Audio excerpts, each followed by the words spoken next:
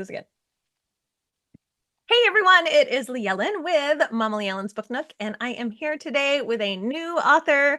You're going to be so excited to learn about her book. Her name is Sarah Damoff, and she is the author of The Bright Years. And this book is incredible. You're not going to be able to put it down. You're going to want to just clear your calendar. So today we're going to sit down with her and find out a little bit more about her because she is a new author, and we're going to find out more about her writing process and just the idea behind this book and research she did and all those good things. But this is a spoiler-free chat, so no fear. You will get to learn all the details once you read it yourself. So, Sarah, welcome. Thank you so much for having me, Leighellen. I'm so happy you're here. I, as you know, devoured this book. I read it early and immediately contacted all my friends and said, you have to read this book. And now we have chosen it for the Book Friends Book Club. So we will be reading that next month and we'll get to sit down with you and have a full spoil chat. But for now, I'm really excited for everyone to learn about you. So I know that you live in Texas and this is your first book. So Yes. let's kind of talk about you as a child. Did Okay. you grow up reading? Have you always loved to read? Did you aspire to be a writer at some point? Great questions. I never aspired to be a writer. I've always loved to read. Most of my books came from like the school library. My mom was actually blind, so we just didn't, she would listen to books on tape. I don't even know what books, but we didn't have we had books in the house, but it wasn't like someone whose childhood, like their parents were just feeding them books the whole time. So I got a lot of the kind of typical, started with Nancy Drew and Babysitter's Club and all of those. But I did always love reading. And obviously my reading taste evolved over the years. But I can remember even as a child getting a book from the school library and just the hours go by. Like it would be a weekend or a school holiday. And it was nothing I wanted to do more than just read books. I'm still So that way. yes, it's I so am fun. 50 and I just want to just sit in the library and read all day. Yes, I love it. And no, I never really even considered. I always loved writing, so there were all the little things through school. But my background is in social work, so it wasn't really writing. And the first time I really even considered writing fiction was about 5 years ago. So I was already in my 30s before I was like, hey, I should try this. So tell us about your day job.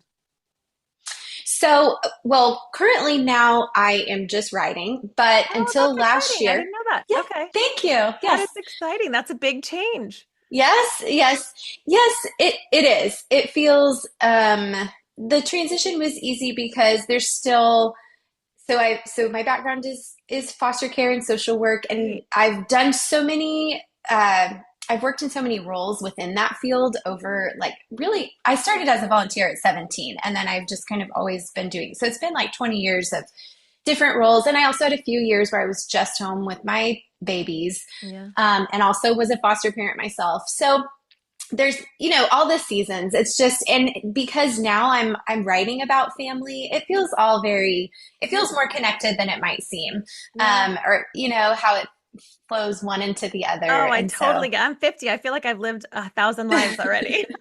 yes, Because you do. You have like your pre-children I life, know. and then you have your early Yes. children life, and then as your children get older, things change. Yes.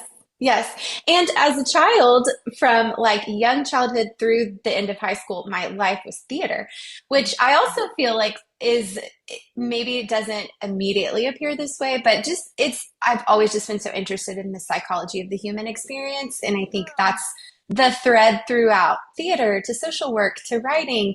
It's just people's stories and people's lives. And so, Relationships. Yeah, I can mhm. totally see that. Okay, so now I must know, is it musical theater or like Uh-huh. drama theater? Yes. So Musical theater. what was your favorite show that you were a part of?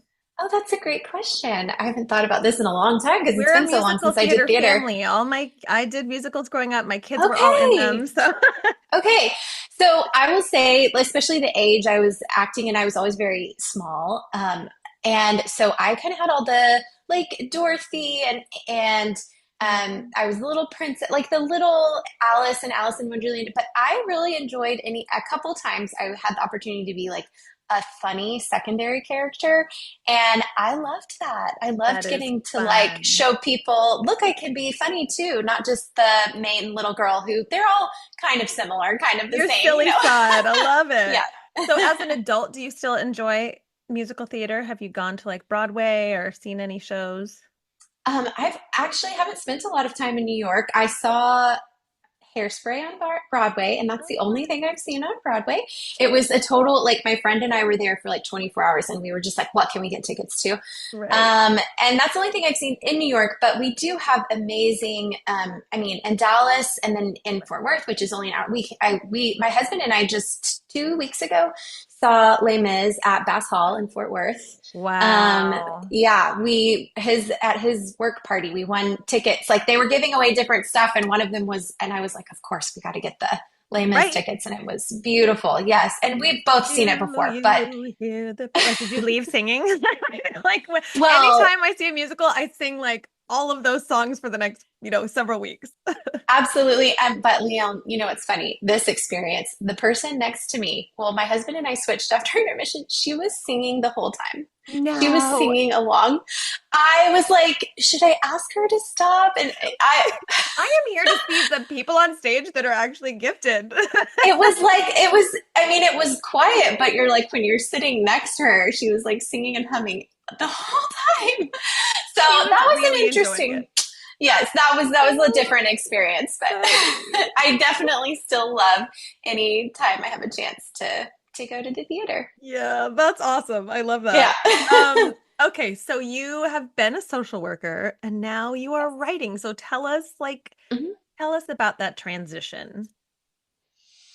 Yeah, so actually, when I started writing fiction, it had a lot to do with social work. Right.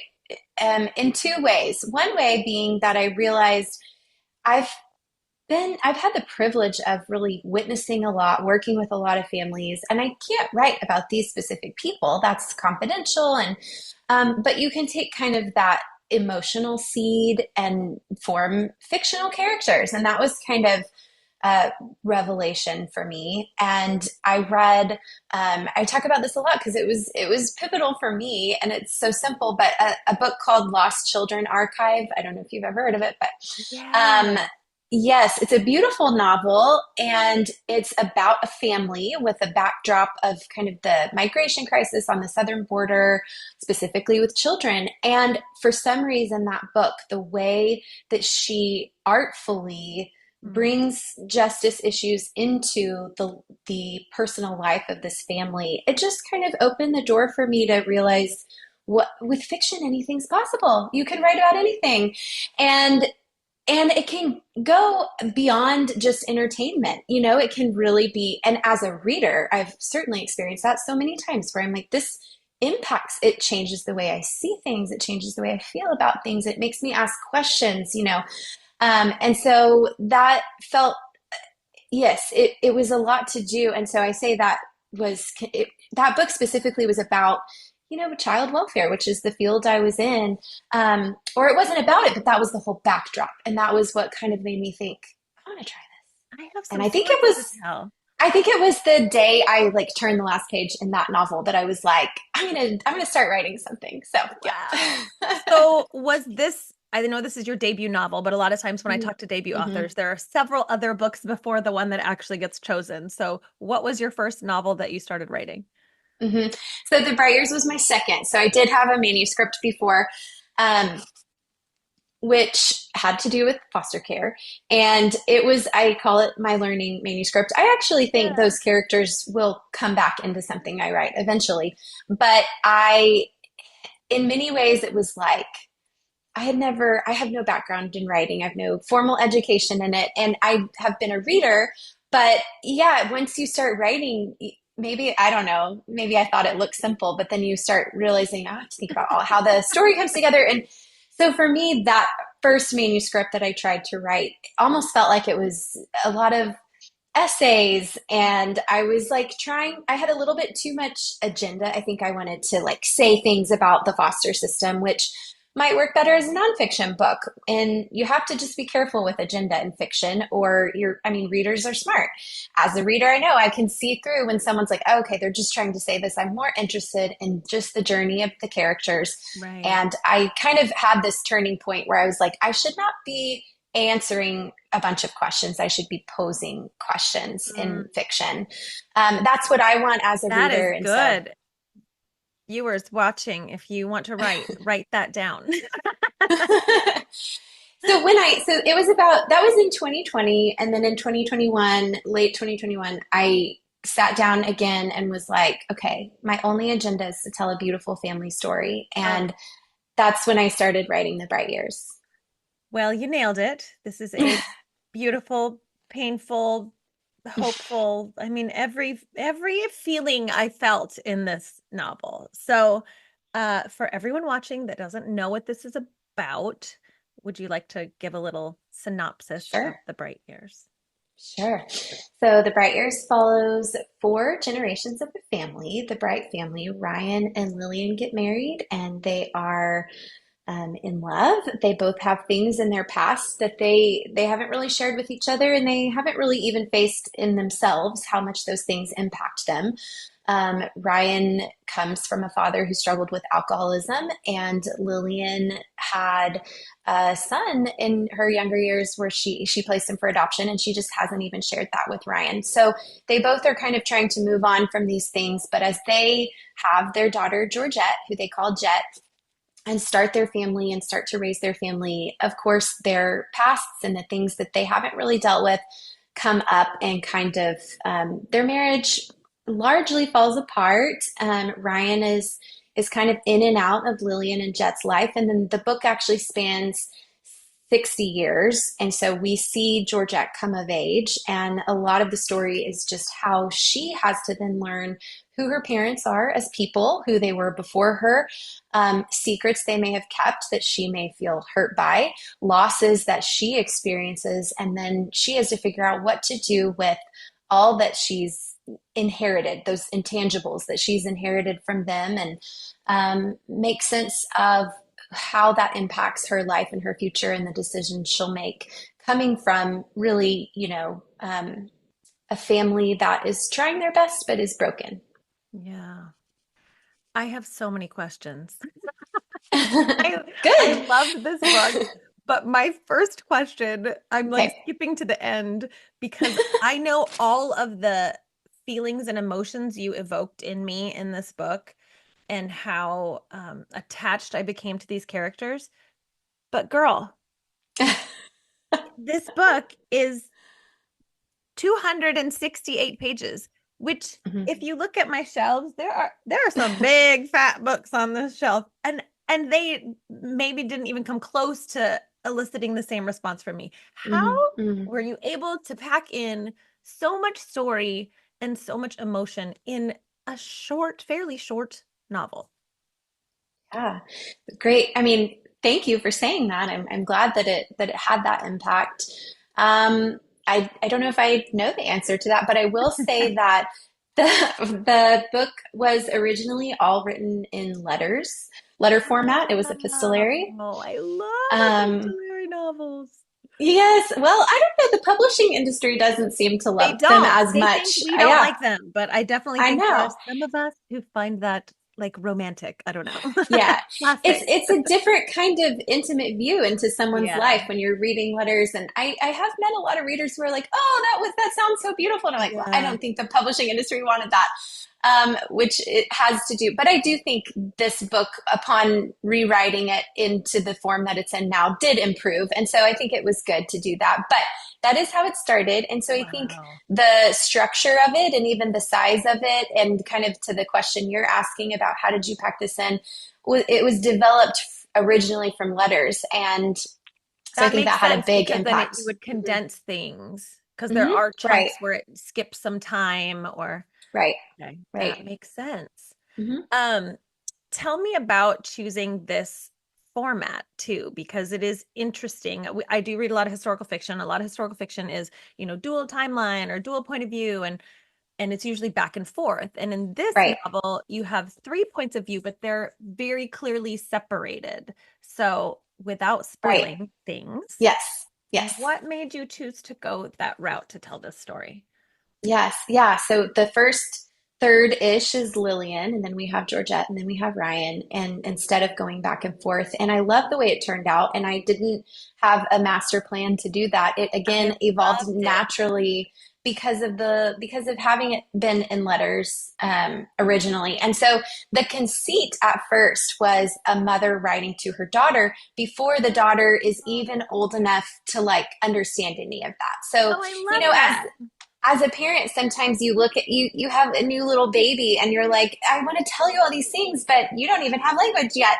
And so that was kind of the first conceit, was this mother like, well, I'm going to start writing letters to her, and when she's old enough to receive some of this, I'll share them with her. And so that naturally, so it started with Lillian, so that started with her. And so then when I rewrote it as a first person present tense novel instead of being epistolary, it just stayed in that, and it made a lot of sense. And I like how they're able to go through time that way. So you're not seeing the same thing through multiple different eyes. It's like Right. you see these years through Lillian's eyes, and there is, of course, overlap. And then there's memories where you have way later, one character is recounting something that we saw it first through a different character's eyes, and you're just kind of getting a more holistic picture of their experience. It was so beautifully done. But now it makes sense to me that, of course, it Mhm. started with letters. And Yeah. now I feel like, is it too late for me to sit down and write my kids letters? Nuns are grown. No, I'm like, that would never. have been lovely. Never. You should do it. I know. I mean, we actually do it sometimes on their birthdays. So like when they're Oh, 18, we can that's just give fun. them 18 letters that we've written, but It we goes by haven't done, so and fast. it does. I know. My goodness. Well, I'm in the middle of it, but I am far enough along to know that it Mhm. does. Yeah. So tell me about kind of incorporating your knowledge and background as a social worker into this book, because this book handles beautifully some really heavy topics. hmm Thank you for saying that. I think a lot of it was because I've kind of been in that world, just working with struggling families, and I had my own tumultuous, like broken family as a child. So it's so much of my life has been, I see maybe the stereotypes or the black and white views that people might have of certain struggles, of certain issues that families go through just in the walls of their own home. And it's interesting working in foster care, and you get so close, and so many times it's so vulnerable for these families that are going through whatever they're going through. And so a lot of my hope was just to show the humanity, so that even if somebody hasn't experienced alcoholism or hasn't experienced an unplanned pregnancy or whatever it might be, that you can totally empathize with the character and see how their decisions might be hard, and how they might make a decision that you might not think you would make, but then you see how they got there. And so it's so much of the social work piece, it's just been ingrained because it's years and years of going into someone's home where they're in a vulnerable situation, and then hearing out in public or in the news, or just the way people talk about these things that they haven't seen maybe up close. And so the Bright Years definitely wasn't based on any one family or any one person or anything like that, but it was just that kind of ingrained desire to help us empathize with these very private struggles that a lot of people go through. And alcoholism is one of those where I don't know if people realize how prevalent. I mean, when I was writing, even having had the social work background, and substance abuse is huge in the foster care field, but I still had people that I interviewed just directly about this for the purpose of this book. And um, it was stunning and striking how many people kind of, I guess, came forward for those interviews, and some even people I had known for many years and didn't know this was a struggle they were facing. So there's so many just private. It's like an inside look at some of those private struggles that are really, really very prevalent, and hopefully it helps us be able to understand and talk about them.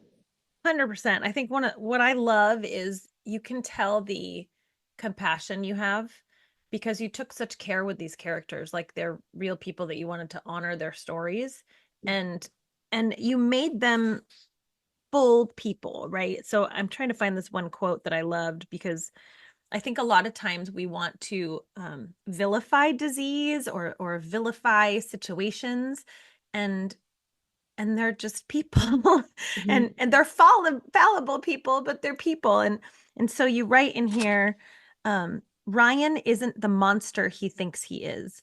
The truth is that monsters are myths and men are complicated. Mhm. Oh, I'm a cry again. That one got me Mhm. because I think, in I as well come from a tough family background. And so it's hard to share that with people because they do want to place situations or people in a box, and it's very complex loving someone who has made tough choices, and you want to say I don't love that person, or you want to say, I'm going to put that person over here, but they're still your people. Yes. And so I love that you took such care to express that these are people that while they struggle, they also have so much joy. And while they are broken, they also still have so much hope because that is the full human experience. We're more than just a label. Absolutely. That means so much to me to hear you say all of that. So I'm so glad that translated because um, when I started writing Ryan, he wasn't going to be as central as he is, Mm. and he was. But when I was first writing him, I was like, he's too much of a stereotype. At first, it was Lillian just telling Jet, this is the story of your father. He was struggling with alcoholism. Now he's gone. He left us, and but then it was like he was just kind of tapping on my shoulder, like, but give me a voice, give me a chance to talk. And as soon as I did, it was like he didn't leave them because he doesn't love them. He leaves them because he does, because Exactly. he's realizing I'm just like my father and I don't want to hurt them. And so that's why he's in and out. And that's also the people that I spoke with and the people that I've worked with in social work, the affection and the laughter and the good memories never go away just because someone has an addiction or a disease or some kind of struggle going on, or even because they've hurt you. So there's a lot of tension with specifically like with Lillian's character having to think about, she's seeing, is he hurting our daughter, not, and not even us, I'm not even talking about like physically, but just his absence or whatever he's, and to just have that sense of protection while at the same time just wanting to see him get better and seeing that he's trying, and that love and that affection. And it's really stunning how many families I've worked with who are in crisis, but there's just almost always still laughter and these little, that is so dignifying to the human experience for us to remember that it's not just this stereotype, and there's so much to each person and relationship and experience. And timing. I mean, sometimes timing, Yeah. there's times in this book where you're like, oh, if they could just stay in this sweet spot a little Hmm. longer. But Yeah. life Right. has ups and downs, and it's very hard to stay in that sweet spot for long. Um, Yes. I also enjoyed how you kind of created names for him throughout. Like she would say, Ryan I can't even think of some of them, Hmm. but it was like Hmm. Ryan when we were dating, or Ryan Yes. before, Yes. you know. Yes. Yes. I know there's one, I know what you're talking about, and I love that you're pointing that out. I don't know that I've heard anyone else like specifically point that out, but And they're in there's all one where or like she, they're it's capitalized, all which I caps. love. Yeah, Right. yeah, It's yeah. like, Yeah. I know that was a whole like discussion with the copy editor. It was like, should we capitalize the whole thing or how oh, should we do I this? thought it was really Um, powerful because it gave him this yeah. like identity that she's almost like in love with like three different people. It's one person, but there's this Ryan and there's this Ryan and there's Totally. this Ryan. Well, it's that whole idea where I don't even know where the quote come from. It's just that we contain multitudes. Like, Mhm. um, and it's this, I actually had to tone it down a little. I had more of it in there than what ended up in the final book because I kept Oh. thinking this idea of we're seeing the character, or the way she's looking at him is very gracious in that she's seeing him outside of time, or not, she's not always doing that, but there she has these moments where it kind of hits her over the head that it's like, this is a whole person. He had a childhood, he has a future, he's more than just what he is in this one moment and this one mistake or this one bad choice. He's a whole person. And so that's kind of where those names come from, like she's, I think there's one where she says her heart is like hunting for this Ryan when he was sober, and mine, like it's just before and the after, and she's trying to hold all of it to just remember who he is as a whole person while she's seeing him really on a downward spiral. So thank you for highlighting that. It reminds me of those like Russian nesting dolls, right? Where it's like he has all of those people inside. He's Ryan hiding under the Mm, table as a child, he's Ryan when yes, he started dating Ryan in the coffee shop, or yes, and he all those people are still in there. right, absolutely. So alcoholism is a big topic in this book, but so is fostering. There's a whole, and parenting as a whole. I mean, that's a whole, Hmm. there's basically three main topics in this. So let's talk a little bit about the foster side of things, because that is an important transition in this novel. Yeah. So, do you mean, so there's a time spent for Jet where she's living with her grandmother, Yeah, and I would consider that falling in the category of 100%. Fostering She's kinship. had Yeah, issues where she's she not can't with be her at parents, home, right? and Right. yeah, And then there's also, we come back around to see, what ended up happening to Lillian's son, who was adopted. He was never in the foster system exactly, but he was adopted, and he comes back to look for her eventually. So there's kind of both of those. So it's not a direct. I don't think the word or the phrase is ever even in there, no, I don't foster think so care. But either. But there's. it's kind of this like, I Mhm, get this sense of this longing in both of them, this kind of displacement, this feeling like, mhm, where do I officially mhm, belong? Which I guess all comes down mhm, to identity, right? Like mhm, how much of your parents' choices affects mhm. your choice. It's such a Yes. generational thread in this Yes. novel of identity really coming long Hmm. before you're even around. Yes, and lasting long after you're gone. Yeah. Absolutely. Yeah. Um, yes, and one thing I'll say with Jet living with her grandmother, that is a lot of foster care. I don't know if people realize how many there are kids that live with strangers they've never met, and those are their foster parents for a season. But the system in general prefers to place a child with an extended family member, and so the vast majority of cases that I've worked on over the years have been kids with grandparents. A lot of times it's grandparents, Uh, and or aunts and uncles or cousins, or someone that they are already familiar with, and they, especially the younger kids, might not even realize how out of the ordinary, or they might not even really fully understand their parents are struggling. They're trying to get them to come back to their home. But Georgette, of course, when she lives with her grandmother, is a little bit older, and it's not ever through the government. It's not through the state. right. It's not official foster care. It's just kind of something that happens because her grandmother sees, hey, there's not another great option for you right now. I think you should come to my house. So, Mhm. and that's I how a love lot her of times how character. it is. She Thank shows so you. much strength too. I mean, who did you draw on for that character? Was there someone in your life, or was it just through so many families that you've met, seeing that one strong branch? Yeah, thank you for saying that. I don't think there was like a particular person. It's so interesting writing fictional characters. You could just kind of pull from the different things you've seen, and also the different, I mean, so much of it is just an exercise of imagination because I'm thinking, okay, I've set her up this way. I know this much about her. And so if we talked about theater. It's like I inhabit the characters, and I try to imagine like, well, then how would they respond to this, or what would she do next?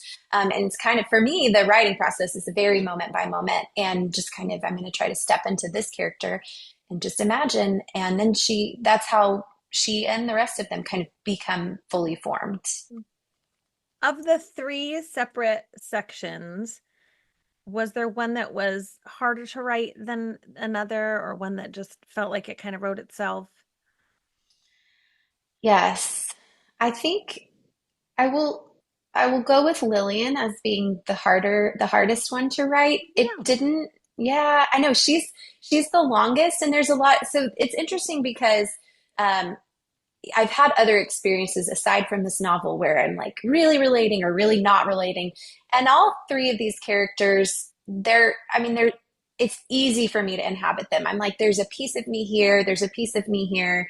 I've like really divided myself into these, like, and followed, okay, well, if I really just, imagine following this personality trait or this way of responding to the world. So I can relate to all three of these characters, and that's not always the case. Lillian, especially in revisions and edits and going back through the book, I just didn't have as much. I didn't have as strong of a grasp on her as I did on Georgia and on Ryan. I will say Ryan, especially being the last third of the book, that is the one that felt like it wrote itself because you've you've grown up with him and you've seen him from the eyes of other people for so Right. long that finally it's like he was just waiting to be like, now here I am from my own voice. And so I felt like I knew him fully by the time I got to his section and started. But maybe it's because Lillian was the first and she's opening it and she's setting the tone and she's the one you're seeing everyone through her I eyes. totally would have thought you would have said Lillian. That I relate, like that she Yeah, was the well, then it would, she easiest. just, when you read her, That's she's just funny. such a natural character. She just seems like she just flows right off the page so easily. Good. I mean, So good job. I definitely worked on her section. And again, I'm pretty sure her section is longer. Well, I don't know between her and Georgette, but I worked on her section the most, just Yeah. making it the most cohesive. So yeah, Did thanks. you, are you the type of writer that goes, start to finish, or did you just write all of one section and then all of one section and then all of one section?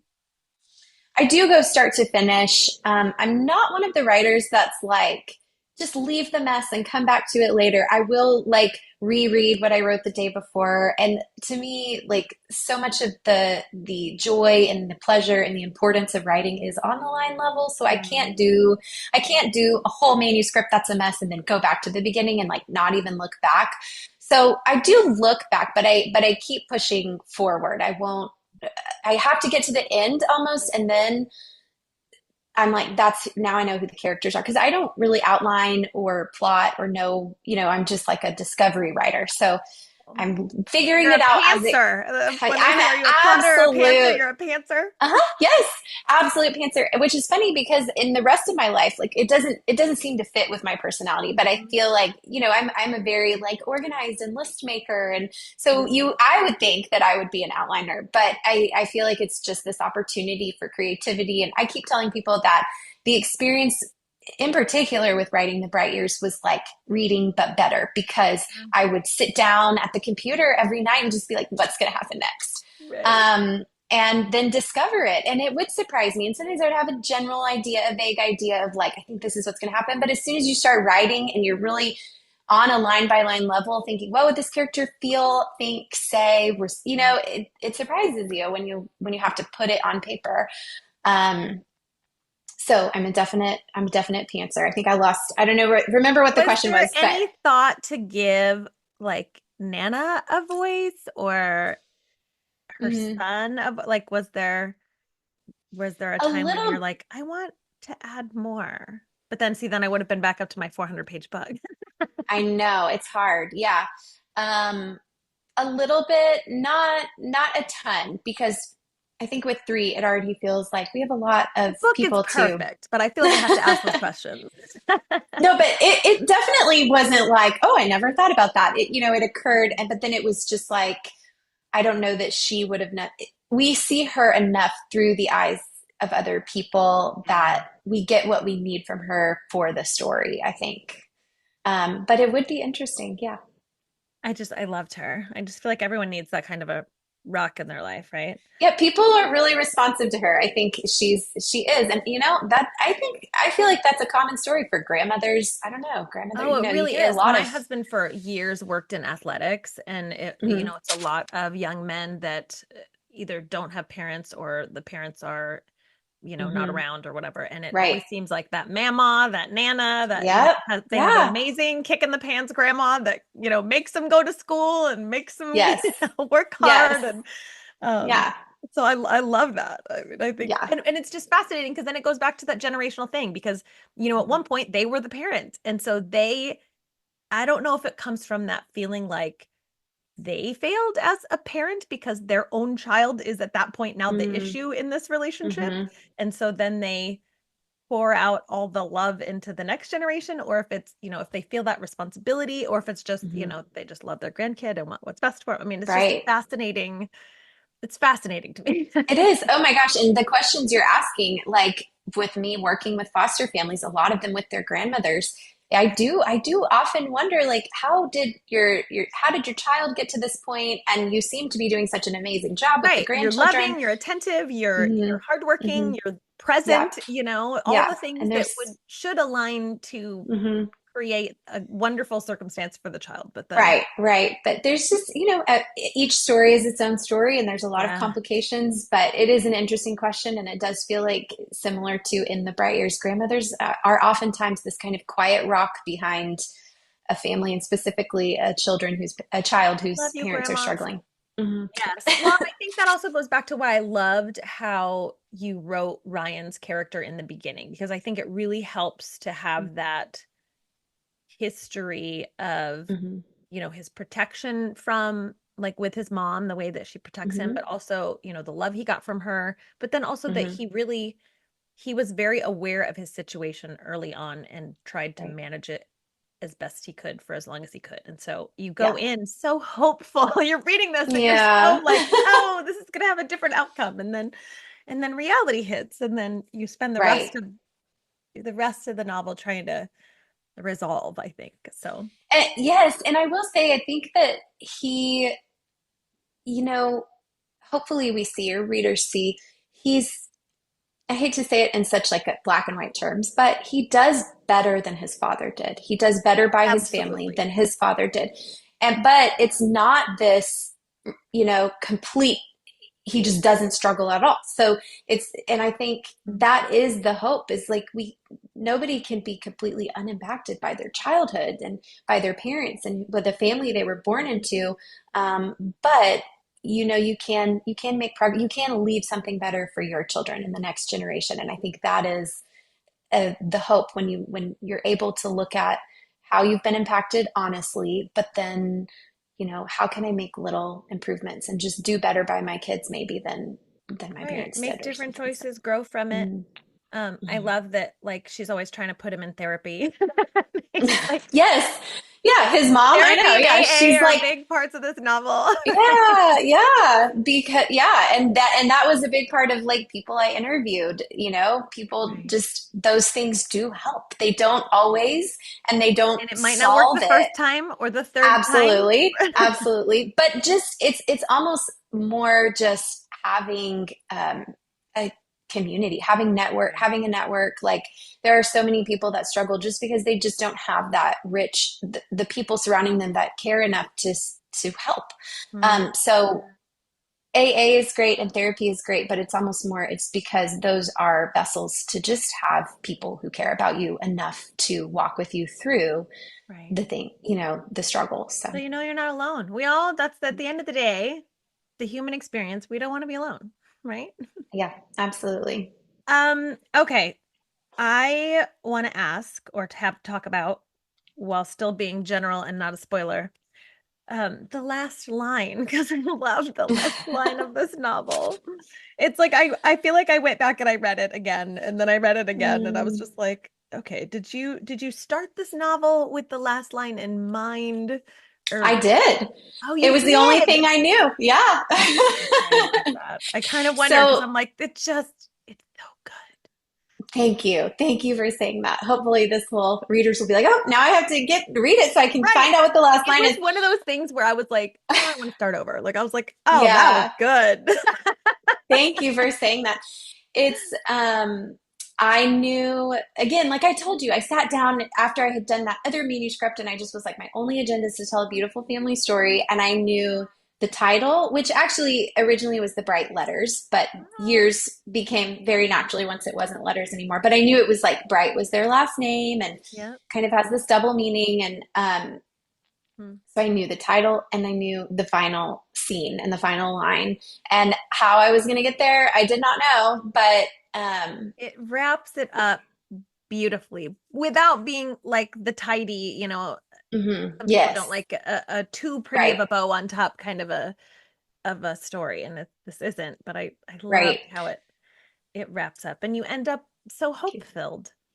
I hope so. And that's the thing is like there are a lot of heavy themes. And I mean, if anything is clear from the reviews, it's that people are crying. Like, I mean, the I can't drama even of talk some about of this the book without reviews. crying. I cried in the interview for goodness sakes. I can't even make it an Yes. hour without talking about this book and Well, crying. and honestly, me too. And that was something as a writer where I was like, I need to feel the emotion as well. I can't expect that if I'm feeling flat that my reader, so I feel the same way, even though I wrote it. There are certain scenes. I mean, my husband is like just such a softie and he'll read parts and he'll cry. He's read the book like 6 times in different iterations and We he's love always him. crying. And he'll like read it out loud to me and he'll be like, and we'll both be like starting to cry. Anyways, Yeah. so that definitely kind of filters your audience. Like who wants a book that's going to make you feel, but I really Good appreciate it cry when though. I It's a good appreciate it when someone specifies like it's because of the hope. It's because of you see the life and the beauty and the struggle. But I especially love it when someone says they laughed in the book because I did with all these heavy things and these big feelings. I wanted there to be some levity. And so hopefully there is. And again, like I just wanted the hope that comes in the end. And it's interesting that you're calling out the last line because that like epilogue is like 1 page and there were a couple people that were like, do we really need this? And I just kept thinking, I mean, well, because the story kind of resolves like the page before. yeah. And even that is like this a similar emotion. And so I did entertain that question just because two different people asked, but I just kept coming back to him like it's like what I wrote toward. It's like what Yeah. I had when I sat down to write this book. And I, that question as a writer, you're always asking like, does it add? Does it add to the story? And in Oh, the end, I I just was like, fully, it just yeah. like pumped my heart right back up. Like, Thank you. Good. it's I'm glad so because good. there is grief and sorrow in the book. And so I do want people to, for it to help us think about our own lives and feel the weight of what it is to live as a human, but then the lightness of why it's all worth it and the hope that we have. So, And what a perfect timing for this book though, because I think in general the world is mhm. stressful right now and people Yeah, are like, how can I go on? Or, what is there hope? And so when you read a book like this where you have characters that have gone through the ringer and life has been hard, but it ends with hope, that is what we want from life. We want to, yes, realize that we're never just stuck in this one place, right? There's always going to be room right, for growth. There's always going to be room for change. There's always going to be a future. So right. And I think you, that's if you were to look at your readers and say, read this and I want you to take away this, like what do you want your readers to take away from this book? a great question. Um, well, now I'm thinking about what we were just saying. I Oh, go think ahead. no. I mean, like as an answer to this question, Yeah. because the willingness to live life holding that tension of honesty and hope, like those are and I think there's even a part where like Ryan's saying toward the end, like we either close our eyes or we close our hearts. Like it's hard to look at the world and let ourselves feel, and even look at our own personal lives and let ourselves feel the extent of what's in front of us and what it means to live these things, these ups and downs of every life. Um, So, so that kind of open eyes and open heart, I hope, is something that readers take away, and that would apply something I want us to be able to apply to ourselves, but and to the people that we love. It just it and that I think it kind of goes together with I'm trying to make this one answer instead of like five, but No, that this is idea great. of someone outside of time. We talked about the like Ryan as a little boy, Ryan as this, but that readers would be able to see themselves and their loved ones in that way. And with that honesty and with that hope and with that greater perspective of we are all more than we are in just this one moment and just this one choice. And I think that would just that, even on a personal level, which everything starts. This is what I always come back to because I'm like, I would have loved, and maybe someday I will write this novel that's this big. It tackles, our bigger systems and the broader society. But it's like, but everything starts with a family. Everyone starts with a Right. family.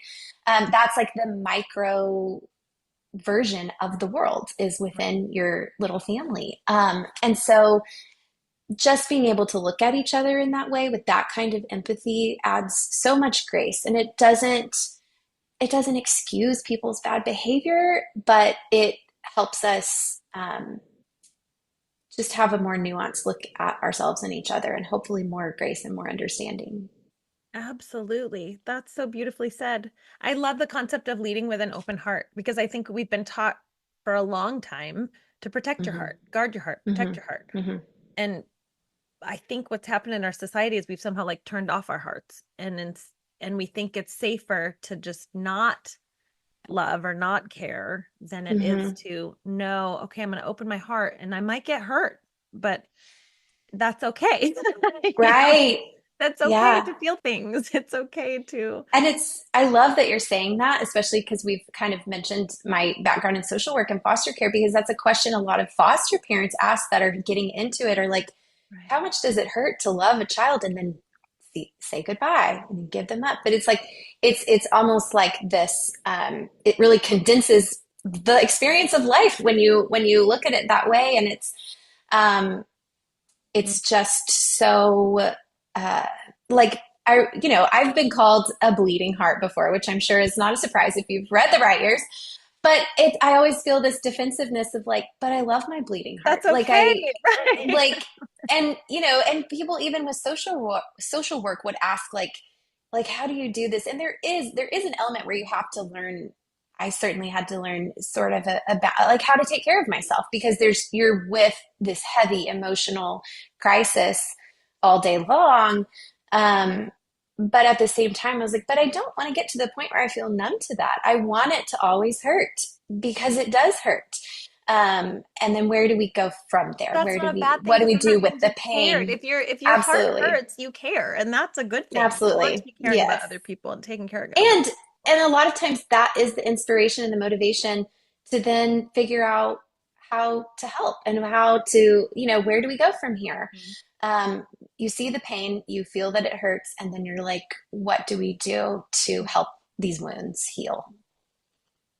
Beautiful. Beautifully said. I'm so excited for this book to be out in the world and for you to share this story with so many people. And I hope it's a blessing to you. If Thank people you. want to see you, how can they find you and where can they see you and how can they get a signed copy and all that kind of good stuff for my nerdy book lovers out there, which is everyone Yes, who thank watches. Me too.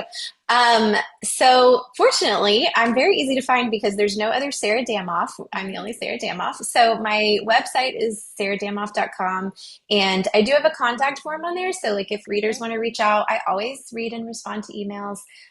Then the only social media that I'm really active on is Instagram, but I am on there, so you can find me on there That's as the best well. one, That's the fun one.